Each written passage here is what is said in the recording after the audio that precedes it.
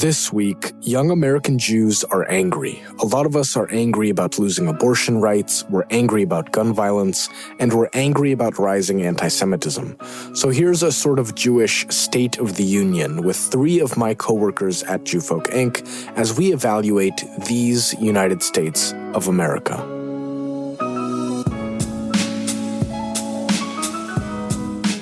I'm Lev Gringaus, and welcome to The Jews Are Tired, your podcast about Jewish news.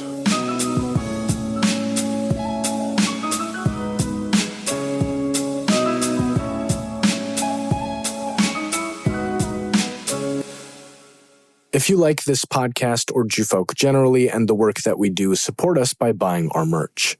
All the classics are there. 10,000 Ways to be Jewish designs, The Jews Are Tired mugs and shirts, and just a plain TC Jewfolk logo on stuff if that's what you're into. A link to the store is in the podcast notes, so go take a look. And there's also a link to donate to Jewfolk in the podcast notes if you want to give directly. We appreciate any support you can give. Also, if you want to subscribe to our weekly TC Jewfolk newsletter for all the local Minnesota Jewish news, or our new monthly podcast newsletter, go to tcjewfolk.com and hit that subscribe button at the top of the screen. As of the release of this podcast, it's day 134 of Russia's war in Ukraine.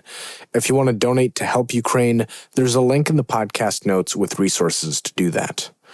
Okay, now to the definitely short intro to the huge conversation that is basically The Jews Are Tired millennial Gen Z State of the Union throwdown. If you'll pardon the self-indulgence, here at Jewfolk Inc., we've been having kind of a rough time with the news this year, from the Supreme Court's overturning of federal abortion rights and removing barriers between church and state to the endless stream of mass shootings and gun violence. So we decided to get all the early 20s Jewfolk employees together to talk through how it feels like to be a young Jewish adult in the U.S. right now. So you'll be hearing less from me and more from Izzy Wellman, Carli Shapiro, and Emma Pelc.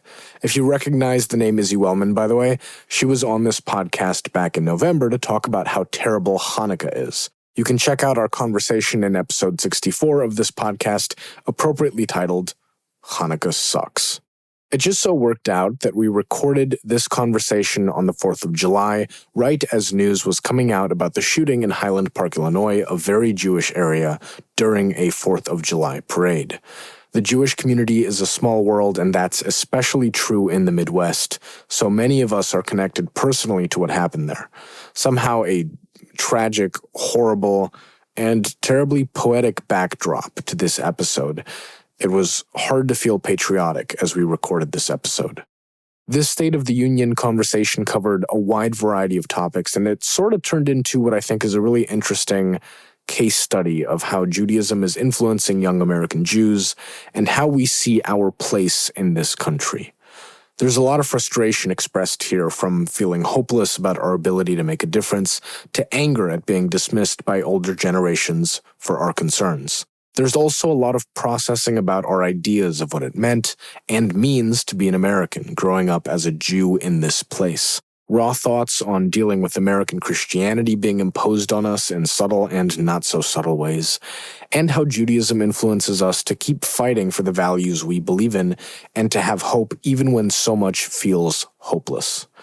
So there's a lot here, and I hope you appreciate this snapshot of young American Jewry as we talk through all this. There are links to some of the things we referenced during the conversation in the podcast notes, including Supreme Court cases and some history about Christianity and the Founding Fathers. On abortion access specifically, if you would like to help, there are links to Our Justice, a Minnesota abortion fund, and the Jewish Fund for Abortion Access, a project of the National Council of Jewish Women. This conversation has been edited for length and clarity. Although, okay, it may not seem like it for length, but I did do some cutting, so have a listen. Hello, listeners. I'm Lev Gringaus, the host of the Jews Are Tired podcast. Hello, this is Izzy Wellman. I am the social media marketing strategist for Folk Media Consulting, a project by Jewfolk Inc. Hi, I'm Emma Pelc. I'm also a social media strategist. I work with Izzy. Hi, I'm Carli Shapiro. I'm the development officer for TC Jewfolk. So I guess, first of all, this will be about the worst question on planet Earth to ask right now, but how are all of you feeling as Americans right now? Supreme Court rulings left and right. As we're recording this, it's July 4th, and we've got the mass shooting in Highland Park, Illinois, which is a very Jewish area. So now we're also sort of waiting on the anti-Semitic element on top of the fucking shooting aspect of it. So how's everyone doing? Not good. I think that's the best way to describe it. I mean, my dad's from Highland Park. Family there, family at the parade. Thankfully, they're all safe. But it's like, you'd think at this time we would all be numb. And I guess I'm thankful that I'm not numb to this, that I'm so shocked and devastated and horrified by it. But also at the same time, Emma, I think you said it before, there's how American to be. Yeah. 4th of July, and this is what we're talking about. It's awful. Yeah, it's tough. Every day it feels like getting, like, what's the point, like, of existence anymore? Like, it just feels like everything's going to shit so quickly and like so rapidly, and half of the country is like completely blind to it. And, it's terrifying to exist right now as an American in my early 20s. I also think it's just crazy. When you asked us to do this podcast, Lev, my first thought was, okay, we'll be talking probably mostly about abortion. I have my reproductive rights or human rights t-shirt on. I was ready to, be fired up to talk about it. And then, like you said, just a minute, things change. And now here we are watching another mass shooting unfold, and people's rights are being taken away. It's like hits from every different direction. I feel like every day I wake up and like there's like the inside of my brain is just screaming because I have no idea what's going on.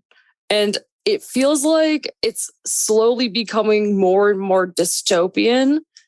And I feel like there's some voice in my head saying, like, you need to leave this place. You need to get out because this is not getting better. When all of like the Roe versus Wade stuff happened, like that Friday, obviously I was kind of like thrown through a loop for the day.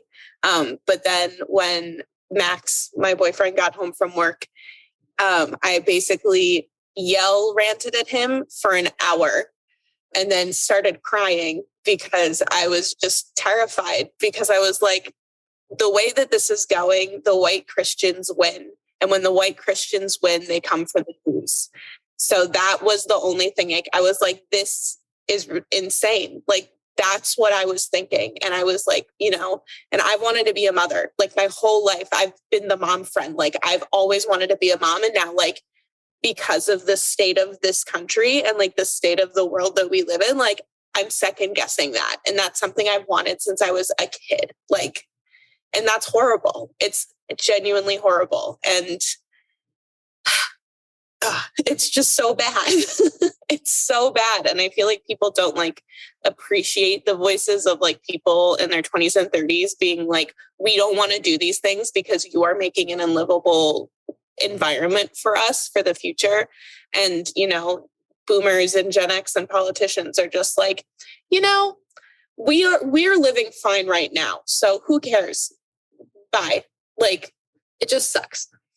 Also, I feel like I'm generally just terrified of getting pregnant at this period in time, to the point where, I mean, like, I don't want to get an IUD because it's just not something I want to do because it's just not for everyone. And now I feel like I have to because this is the way the world is right now. And the thing that I don't like and I just can't handle is the way that people just say like, oh, but you're in a blue state, so don't worry about it. You're going to be fine. No, I'm not fine because other people are not fine. There are people who are not going to be able to leave where they are, and they will be stuck with a child. It scares the shit out of me. And I've literally had nightmares about getting pregnant and them forcing me to have it. Yeah. And Minnesota's not that blue of a state. No, like, nah. Like states keep like posting those like graphs, and it's like and like lists of states where like abortion is guaranteed. And it's not on the trigger ban list because thankfully, like, you know, Tim Walz has made it very clear that it's not something he's interested in doing. But like the second there's like a Republican governor, like that could completely change, you know, like that's like Minnesota is like very close, and it could not be, you know, it very like in the next 10 or so years, if this all like stands, it could not be. It's almost like an indigo state. Well, and the polling numbers right now for the governor race they're tight, and there are lots of reasons people don't love Governor Walz. And, you know, it's hard because you want to sit here and say, you know, we should be a single issue voter and we should only be voting for people who believe in reproductive rights, but there are lots of other issues going on in the world, and it's so hard. And so I think that's why these races are going to be so close. And, you know, it's scary to read what, you know, Clarence Thomas wrote about the other rights that they want to address. And like Emma said, just because we're safe, quote unquote, right now with this doesn't mean we always will be. And as she so perfectly said, it's not just about us, it's everyone else. I mean, I think it's important that we acknowledge we are three white, upper middle class people sitting here right now. And yes,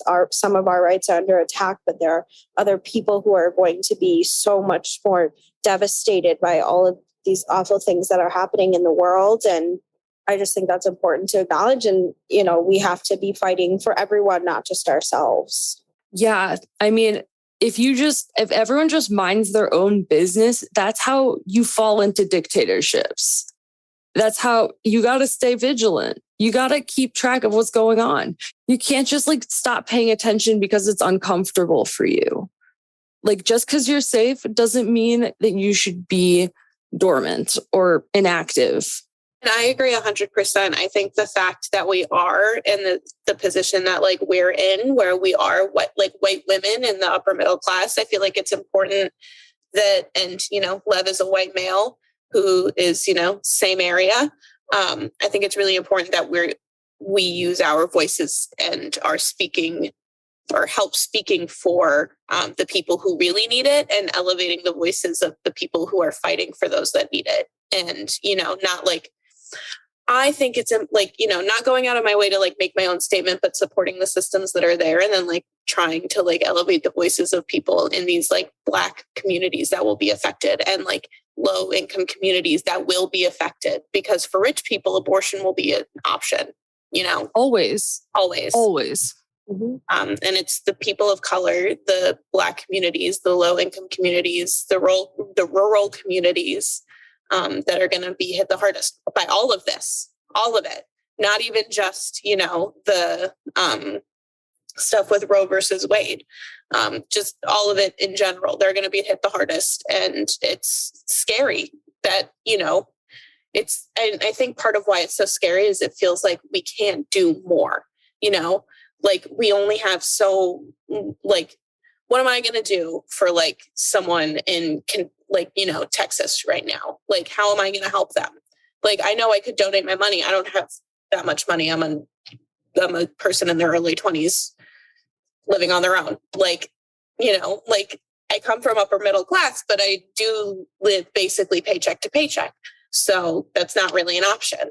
Like, I can't, you know, go and donate my time. I have a job. Like, I have to stay here. Like, you know, and I can't, you know, voting isn't enough. Like, I know I need to be doing more. And I feel so powerless in this moment because I have been doing the whole voting thing and like trying, and nothing's happening. Like, it feels like it's falling on deaf ears. And I think that's what's so scary and frustrating about it.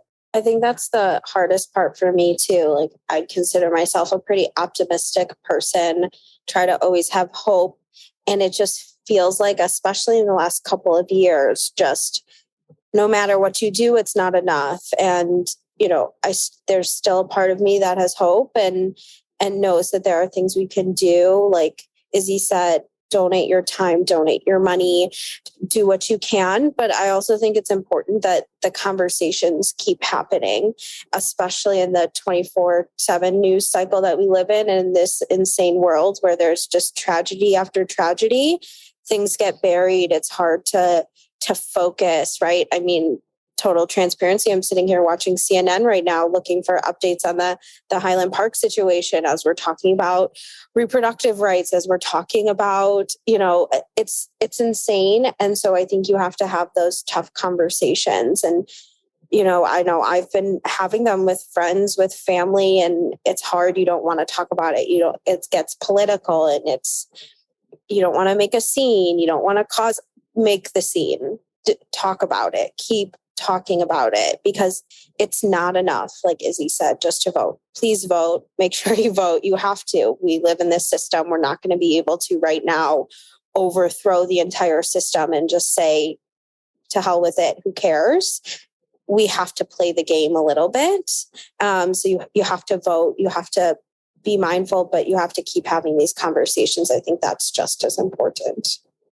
So I kind of want to ask about to zoom out a little bit on the long arc of, I guess, our lives, which is also partly a story of how we got here. Because it's been sort of a long road, but all this stuff has been building up, right? We grew up with gun violence as a feature, not a bug. The 2008 economic collapse sparked all these conversations about inequality that have pretty much defined the past decade. But we've also been around for stuff like the Supreme Court ruling that legalized gay marriage in this country and the first Black man to be president of this country. We've been around for some really interesting landmarks.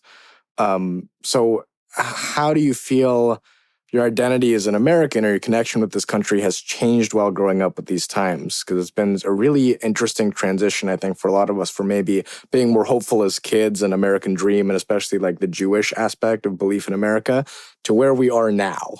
I feel like part of that change in my American identity is rooted so much in the things that I learned about being, and I attributed to being Jewish. Because at least where I was raised in Monmouth County, New Jersey, which is a pretty, it's I think one of the 15 largest Jewish communities in the country. And, I went to Temple for 12, or no, it was longer than 12 years. I went for all of the Hebrew school grades and then preschool. So I grew up at my Temple, and social justice was always one of the things that was taught with such a forefront, and tikkun olam and giving back. And, a lot of the reasons why I'm so passionate about equality and women's choice and truly being equal is because of my experience with Judaism, and because, we're taught to look out for each other and care for one another. And that, even if someone has different beliefs than us, that's okay. We still have to treat them kindly, and the whole love thy neighbor thing, as, sarcastic as we say that now in relation to Christianity, that was a really big part in forming my personal set of ethics. It's really hard to have part of you that's so thankful for this country for helping establish your family. I had family that grew up in Brooklyn in tenement houses. My family was here before the Holocaust. So my family really has its roots in this country. And so it's hard because I want America to be everything that my family told me it was, this safe haven in this place where our family grew. But it's not that right now. And, it's something I want to see change, because I think it needs to change, because we can't keep living in the 50s. It's been a while. We need to keep moving forward. I remember a conversation I had with my parents. It sparked from a conversation that I had at Hebrew school. And the question that was asked was, are you a Jewish American or are you an American Jew? I'm sure if you're Jewish and you went to Hebrew school, you probably had that conversation. And to me, I think I was always raised as I'm a Jew. That is so deeply ingrained to who I am. And just as Izzy said, it has totally guided me through every aspect of my life. And such a strong Jewish teaching is taking care of others, tikkun olam, repairing the world. B'Tselem Elohim, everyone is created in the image of God. These values and these teachings are, they guide every single thing that I do.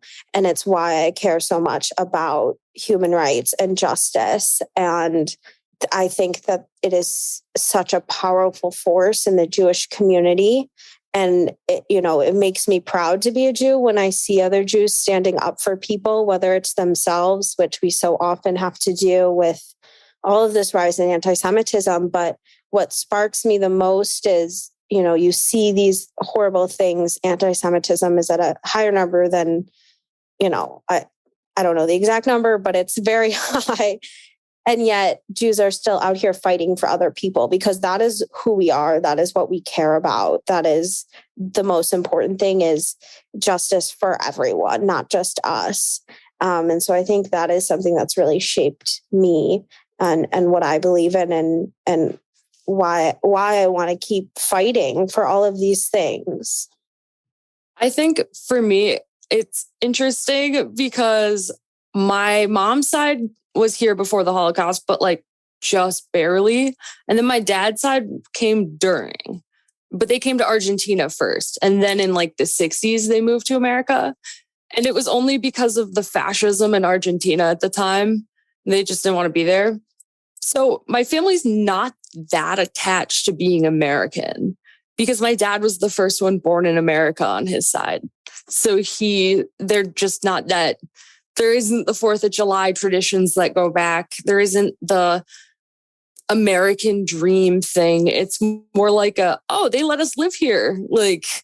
And so I didn't grow up glorifying it as much. And also part of being a Jew in my mind is, above all else, they tell you to make conversation, question the world. You should be asking questions. You should be trying to learn more. You should be trying to help others. But above all else, you need to understand that that you can't just blindly follow things.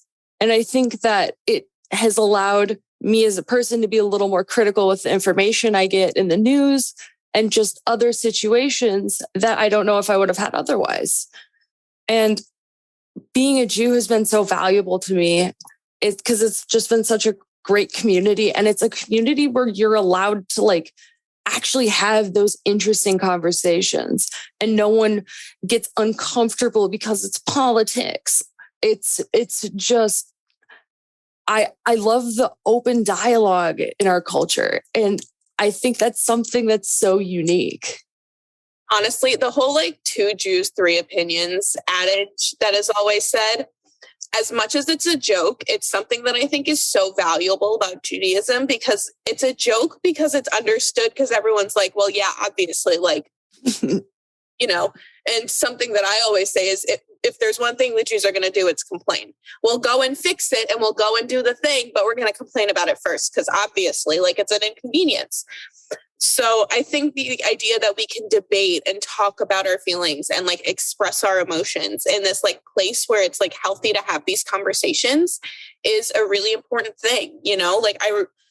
I was just thinking about this, Emma, when you mentioned the idea of having those difficult conversations. I was a Nifty kid growing up.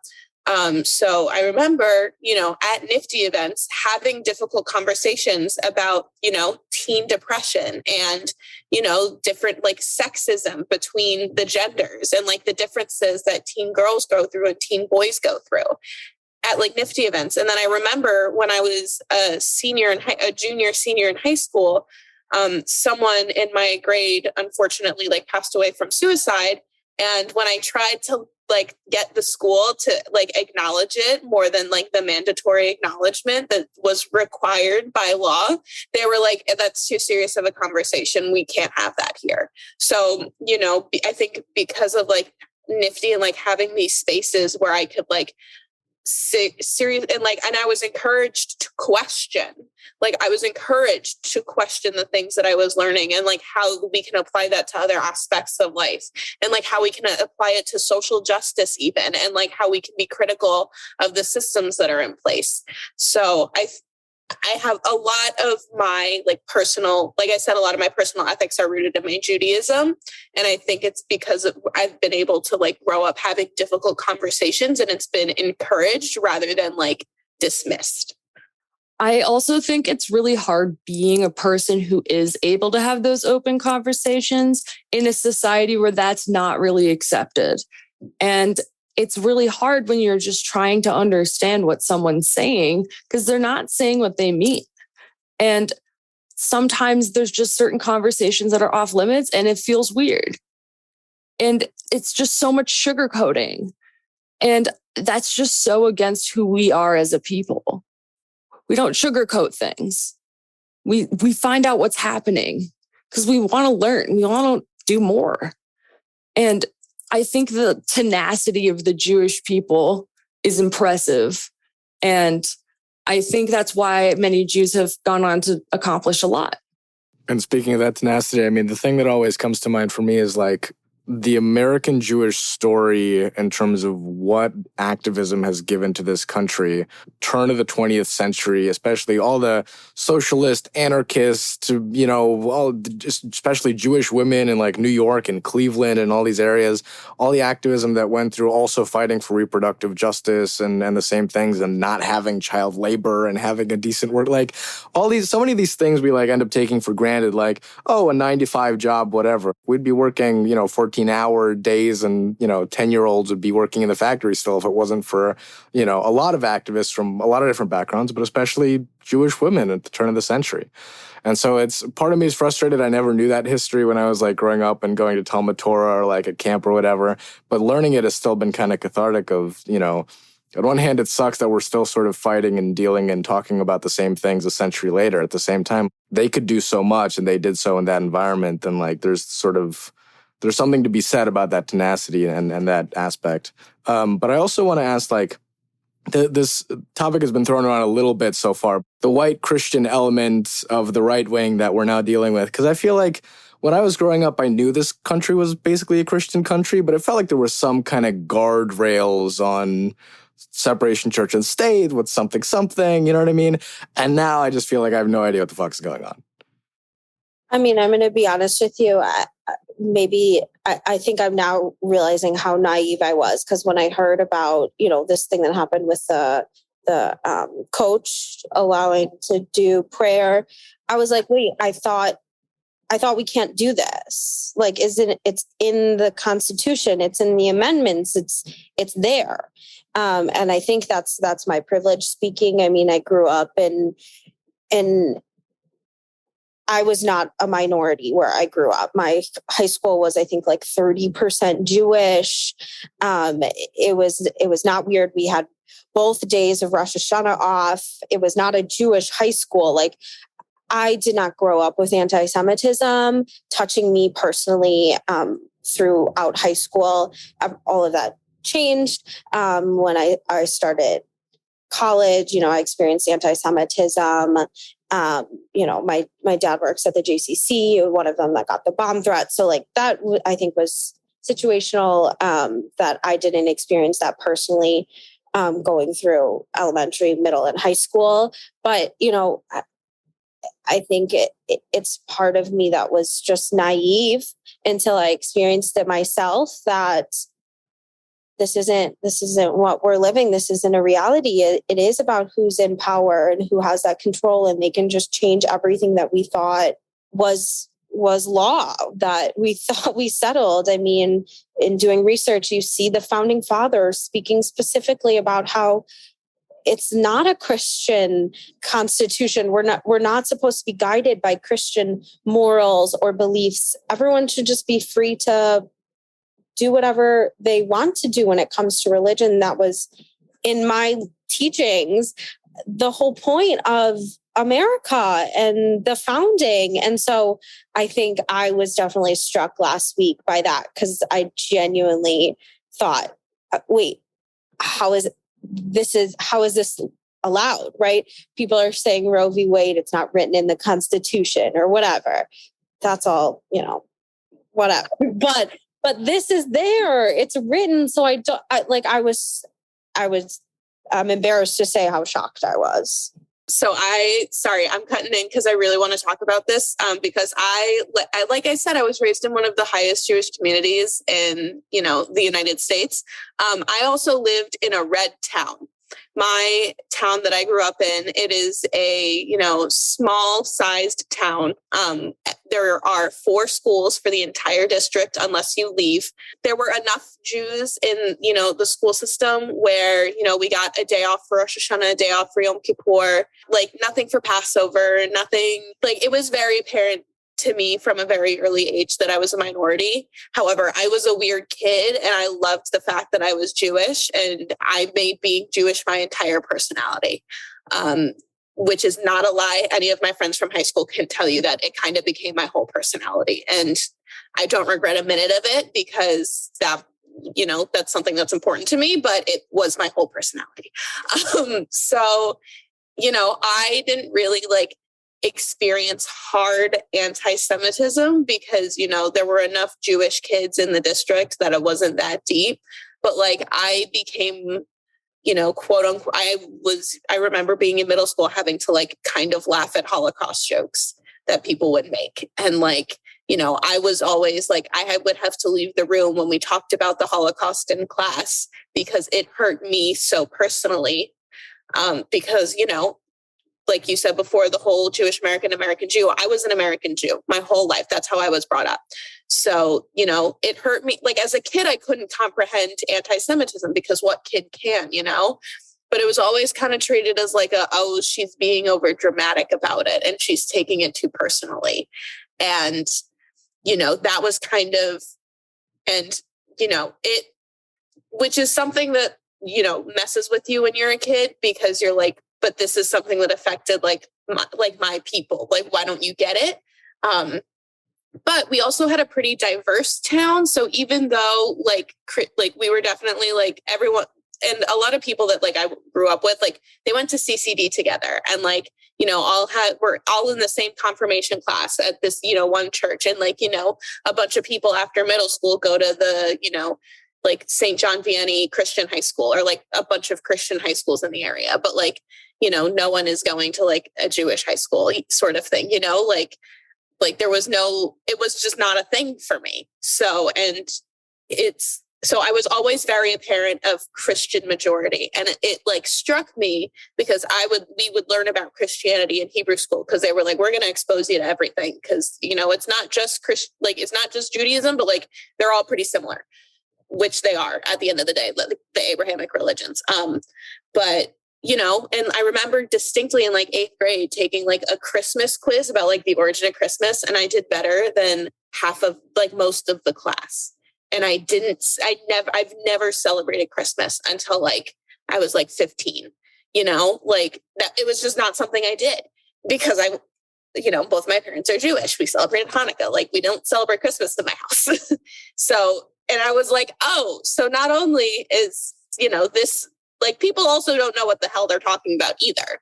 So that was also an awakening that I had is that people actually don't know what their religion is based on. They kind of know the watered down version that they've been given over the years. And that's what they're going to stick to, even though it's not it. It was such a trip, living in an area that was very Jewish, but also growing up in a Republican town because everyone was a Republican and you were but that's so stupid. And I remember at the beginning of the pandemic when it was actually after all of the George Floyd protests started. First of all, there was a protest in my town, which for my town was a very big deal. I think one of my friends went and she was it was very small, but I'm proud that we put some effort in. But someone was put a little piece of paper in our mailbox that basically explained why Black Lives Matter was important. And it was a piece of notebook paper. So you knew that it was one of the high school students. So I was well, that makes me happy that they care about this. Cause I was on my way out anyway. Obviously I've since moved to Minnesota, but I was on my way out and, here is the future generation of the school. And they staged walkouts, to protest stuff. So, and that I've since heard about. So that makes me happy. But anyway, Christian nationalism has always been very apparent to me. So none of that shocked me when it went down because I was that is the nation that we live in. We live in a white Christian nation. There is no separation of church and state, as much because it was always something that I had to confront growing up. And, I was in the minority, so I got it. I grew up in the same area as Lev, actually. We grew up in a suburb of Minneapolis. I'd say it's like a little redder, but not devoid of some Democrats, you know? But when I was a kid, I went to this Christian private school because my mom had graduated from the high school or whatever, and she really liked it. And she was like, I really want her to go. So I went, but I was like the only Jewish kid in my grade. And I was so aware of it because we literally had services once a week and I'd have to sit through them. And every single week, I became so aware of how different I was and how maybe in that room, there were like 3 other people who understood what I was feeling. And I didn't know what to do with it at that point. Because for me, it felt like there wasn't a ton I could say anymore, other than like when people would say, like, why don't you celebrate Christmas? Don't you wish you could? Like, why do you go to school here? Like, just people questioning your faith all the time. And then at some point, it just starts to hurt. And so I was extremely aware that this is not a land that was built for us. And I have noticed it my whole life. And it really sucks to be in a place that claims to care about religious freedom. Yet at every given opportunity, they come for us and they come for everyone. And I just don't know how this can be a very free nation if it's only free for some. Growing up in that juxtaposition of a place where I felt very safe to embrace my Judaism and to celebrate it and to grow it. And, you know, the people I was surrounded with, if they weren't Jewish, I had so many friends that wanted to be Jewish. I had, you know, they maybe didn't understand everything, but they were accepting, they were non-judgmental. And then shifting to the experiences I had in college, where firsthand experiencing anti-Semitism, to also meeting people like you both who experienced such anti-Semitism growing up from the start, it really like impassioned me to fight, because I know what it's like to grow up and to be lucky enough to grow up proud and not generally afraid, and the power that has to just, you have that pride within you to be Jewish, and to then experience that firsthand of that fear and, you know, tucking in your necklace and, you know, checking to see if somewhere's safe, and to have to think about things like that. It just really empowered me to want to fight. And so, I mean, all of my friends, Izzy, I think you said this, like, everyone knows I'm Jewish. Everyone knows that's all I talk about. And I'm not ashamed of that. And I will continue to do that with my Jewish friends, with my not Jewish friends, with people who care, with people who don't, because I think it's so important. For me, I got a lot of relief once I switched from that private school to Wayzata, which wasn't really super Jewish, but it was more Jewish. And that was a step up from me being the only one. So it was a bit nicer. And I felt like I was a lot more free to express it. And I felt more comfortable in it. And then at that point, I was already in like Nifty and stuff. So I really got comfortable with the community, and it was just a huge 180. And I think that future tip, just maybe don't go to a Christian school if you're not Christian. It's not fun. Maybe don't. Like, it's really difficult. But it makes you feel like you're out of place. And it was so nice to have a place where I just felt like normal, and everyone else like knew what it was like. Well, and I think that's exactly that. It's not like you switched from a Christian school to then go to the Jewish day school where you were only surrounded by Jews. I think there's this beauty of being around people who are different than you. That's good. That is a good thing. You should be surrounded by people who have different views, who have different faiths, who have different upbringings. And all it is about is having conversations and being respectful to people who might believe something different than you. And that's where I think to bring it back to Lev's question, which was like a year ago, and I don't even remember. Sorry. Like we're talking about these ultra white Christians who can't accept that there are people who are different than them. And that's, I think, my biggest issue. If someone wants to believe what they want to believe personally for themselves, for their family, fine.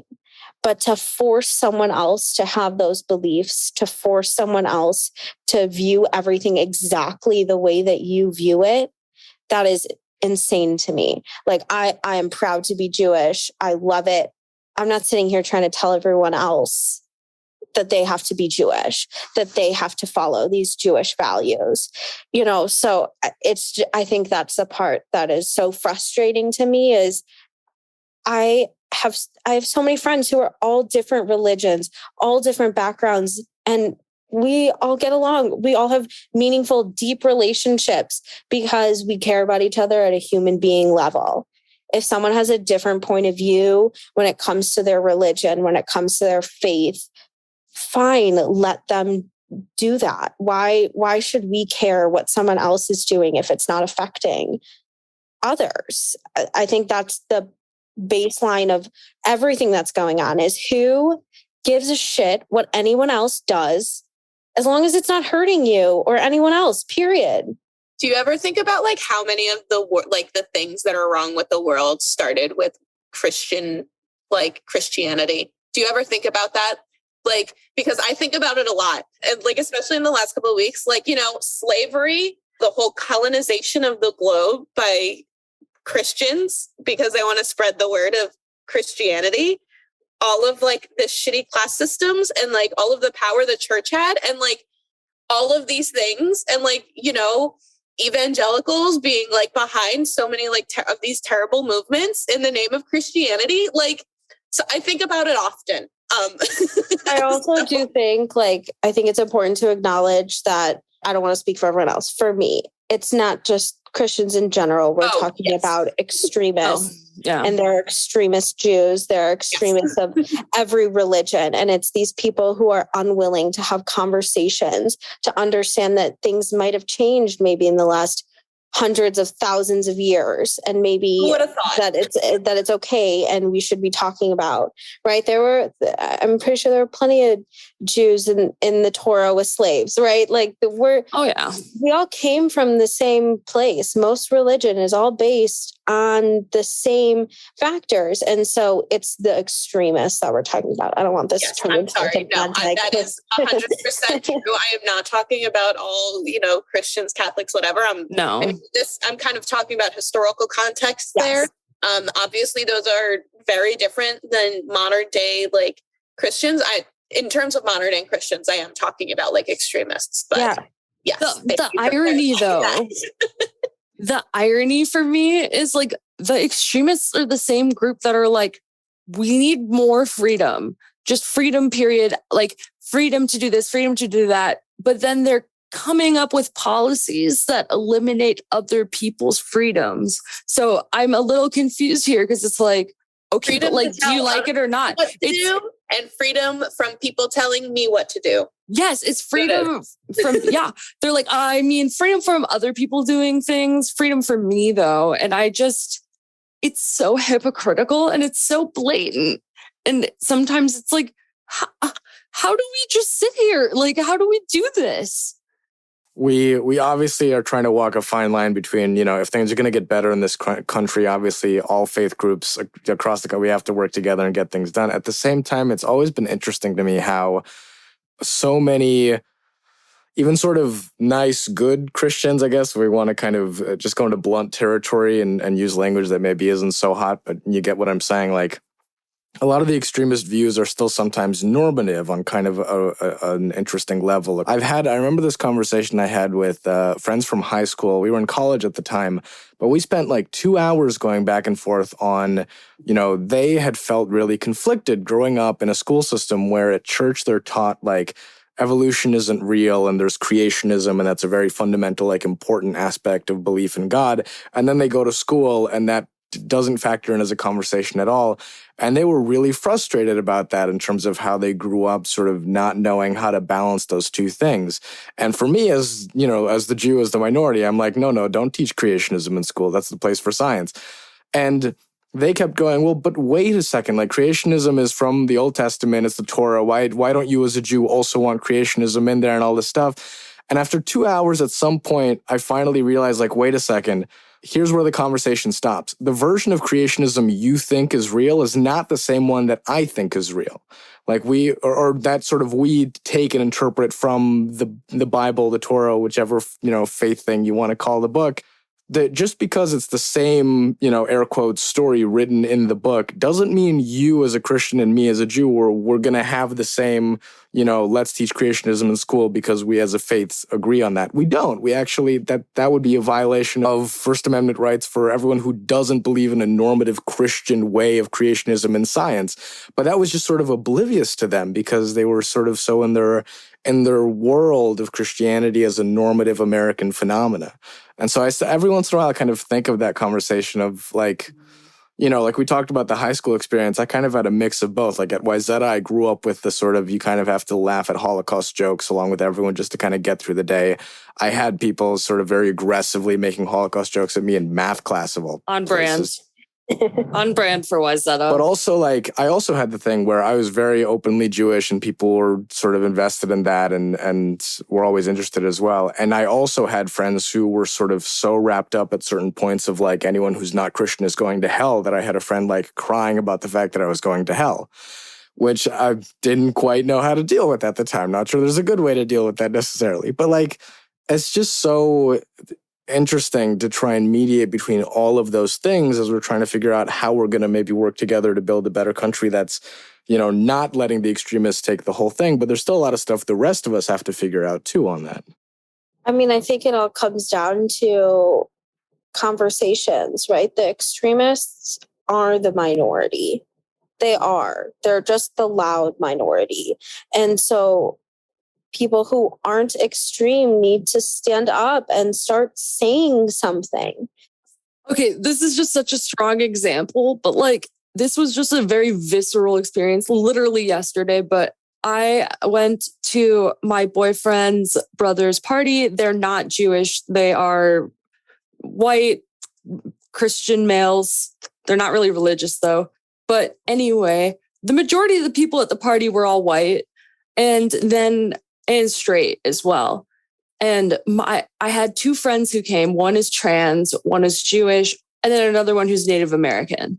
And everyone was just going about their business doing the 4th of July like it was normal because they were celebrating it on the night before because there were fireworks.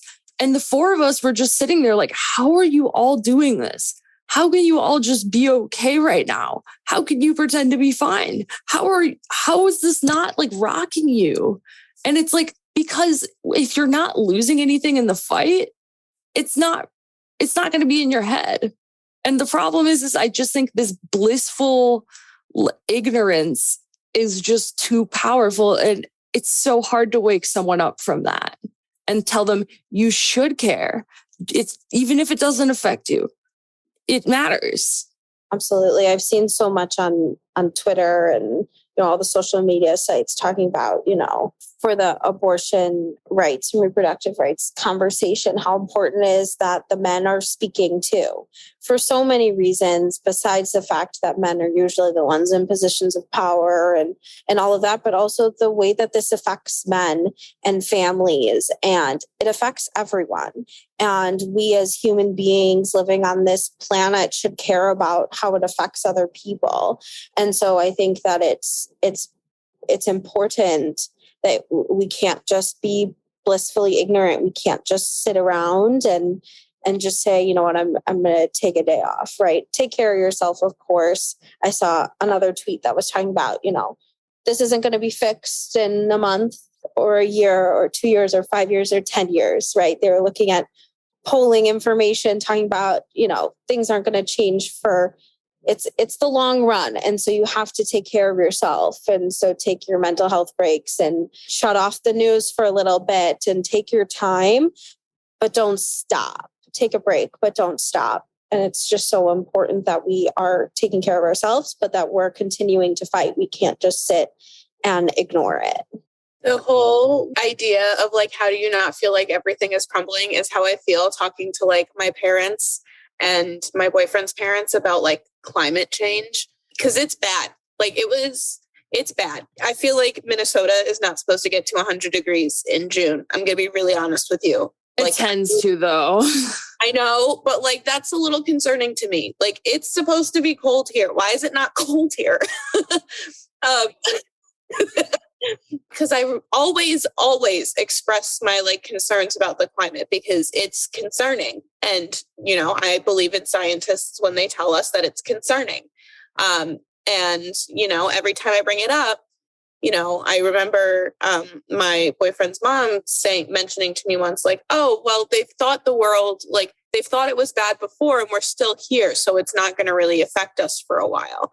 And like, I get it. Like they were raised to not think about it. But unfortunately it is at the forefront and it's happening in the next like 20 years. And I'm still going to be a person in the next 20 years, hopefully, you know, like I'm still going to be here. Well, I think that's why it's so important to be listening to the voices of our young people. I mean, we're all kind of on that Gen Z millennial cusp. So some days I consider myself Gen Z, some days millennial, depending on who's more annoying.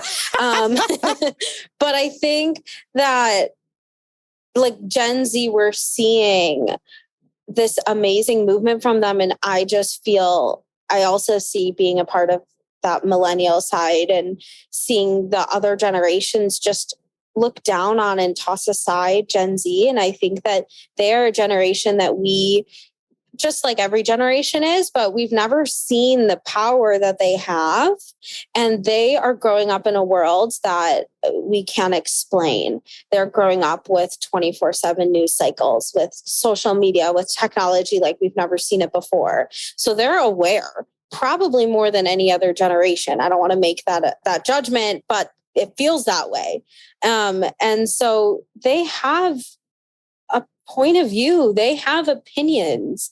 You know, you see these striking photos of these children at these marches, right? 5-year-olds at these marches with their parents. And you read the comments and it's like, take your kid away from that. Don't subject them to this. But it's like, that's where we're living. That's what it should be. They should be aware of what's going on. They should be able to form their own opinions and work to make a difference, because it's us, it's them that are going to be affected by this the most. And so it's ridiculous that we live in a country run by people who have met mandatory retirement dates and somehow they're still allowed to serve.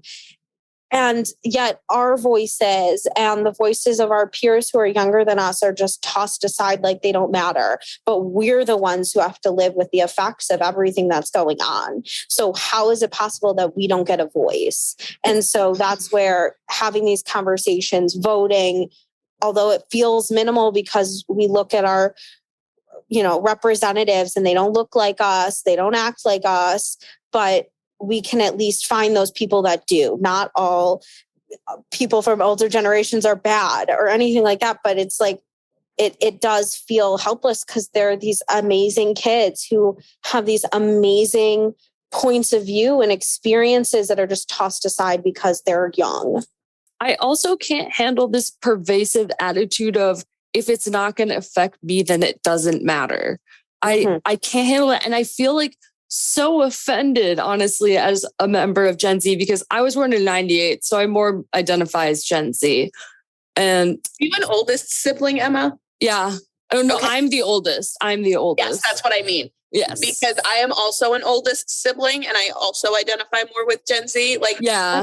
I'm an oldest sibling and I think I don't know. It really fluctuates. Like I'm with Carli on I this. definitely I'm with Carli. Millennials. I definitely am like on very similar pages, but I think I've just come to terms with the fact that I'm Gen Z. Yeah. I think it depends on It's who such a you're compared badass to. generation. It is. I'd love to be a part of fully Gen Z, so I take it when I can. I think it's also dependent on who you're compared to, right? That If is we're true. compared to the older millennial generation, like we are so Gen Z, they wouldn't even consider it. But if you're comparing me to like a 12-year-old who Yeah. they scare the shit out of me, I love them. Like I would never. So, I think it totally depends on who you're compared to. I have cousins who are like younger Gen Z technically, and I have zero things to talk about with them because I am very much at the top of it. So it's true. It really depends on who you're comparing to, and also like a generation is a really long time. What's that TikTok where they're like, oh, you're 10 years old, have a beer. They're like, what are you doing? He's 10. I don't know. He's young. What are you supposed to do with that? Like, that's how next to my 16-year-old brother, I'm a millennial. But next to, it's the same sort of. That's how I feel with like my 10-year-old brother, who's like, I think technically like the end of Gen Z or like close. Like he was born in 2012, which is, I think, like towards the end. People are born in 2012. He likes Pokemon. I can talk Pokemon now, but like... It was after my bat mitzvah. Yeah, it was after mine too. I think part of the confusion comes from too is like the four of us lived in a very transformative time as cuspers, right? Yes. We grew up without technology as really young kids. Like I didn't have a phone until I was in high school.